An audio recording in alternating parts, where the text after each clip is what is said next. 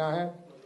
तो सबसे पहले बिहार की जनता को बहुत बहुत धन्यवाद, उनको बधाई हो। उन्होंने बढ़ चढ़कर इस 2025 के विधानसभा चुनाव में अपनी हिस्सेदारी दिखाई, जो लोकतंत्र के लिए बहुत ही अच्छा है। उसके बाद एनडीए को प्रचंड बहुमत पाने के लिए बहुत बहुत धन्यवाद और आने वाले दिनों के लिए उनको बहुत बहुत शुभकामनाएं। हमें और भी खुशी होती कि अगर ये एनडीए की प्रचंड बहुमत उनके सरकार द्वारा किए गए काम के आधार पर मिलता, लेकिन जैसा कि ये जग जाहिर है और जनसुराज का मानना है, ये मतदान जो हुआ है और ये जो उन्हें बढ़त प्राप्त हुई है, ये जो प्रचंड बहुमत उन्हें मिला है, ये खरीदा गया हुआ प्रचंड बहुमत है। पहली बारी देश में, हालांकि छोटे छोटे ऐसे प्रयास होते रहे हैं, लेकिन पहली बारी मेरा मानना है, हम लोग सबका मानना है और अधिकांश बिहार के लोगों का मानना है, बाहर के लोगों का मानना है।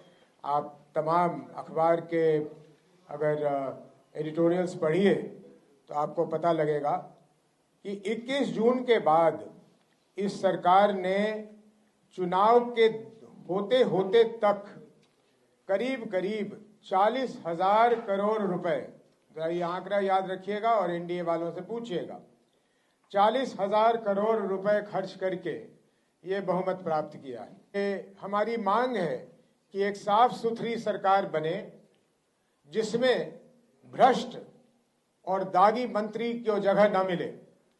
जो पिछला कैबिनेट था या अभी भी चल रहा है, शायद वो उन्होंने इस्तीफा नहीं दिया है, उसमें जिस तरह के लोग थे उस तरह के दागी लोग ना हो और बिहार की चिंता करके, जो आदरणीय प्रधानमंत्री जी और नीतीश जी ने कई बार दोहराया, उन्होंने करीब करीब वही बातें दोहराई जिसको शुरू जनसुराज ने किया, जिसपे जनसुराज अडिग है। ये शायद प्रधानमंत्री जी ने कहीं पलायन की भी बात की कि पलायन के लिए वो कुछ करेंगे, कुछ फैक्ट्रियां लगाने की बात की है। इन सारी चीज़ों को उन्हें तत्परता से करनी चाहिए।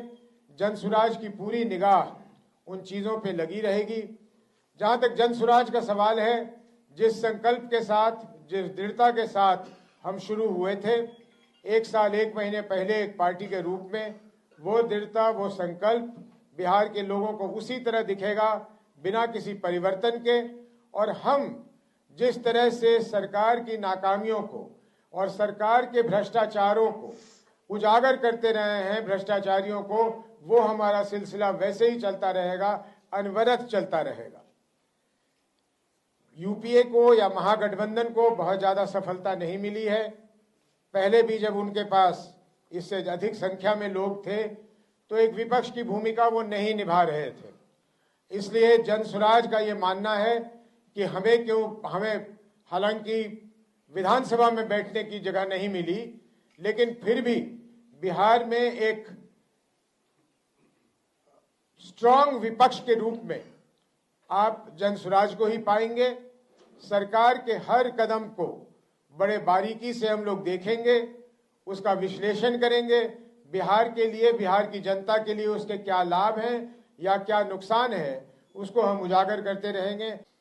देखिए, ऐसा है कि जनसुराज को निराशा है, हम हताश नहीं हैं। हमें वोट नहीं मिले तो हमारा ये पूछना है अपने आप से भी कि भाई हमारे वोट कहाँ चले गए। तो वोट यहाँ चले गए कि राजद के न आने के डर से हमारे जो वोट थे वो पिछले आखिरी के 2-3 दिनों में एनडीए की तरफ चले गए और इस कारण हमारे वोट हर जगह पे आपको बहुत ही कम दिखेंगे। हम खुद आश्चर्यचकित हैं कि आखिर ये वोट हमारे गए कहाँ। लेकिन वोट जाने का मुख्य कारण ये है कि राजद के आने के डर से, मैं महागठबंधन भी नहीं कह रहा हूं, उसमें कांग्रेस से उतनी डर नहीं थी उनको, लेकिन राजद के ना आ जाने की वजह से, कि राजद ना आ जाए, उन्होंने वोट शिफ्ट किया।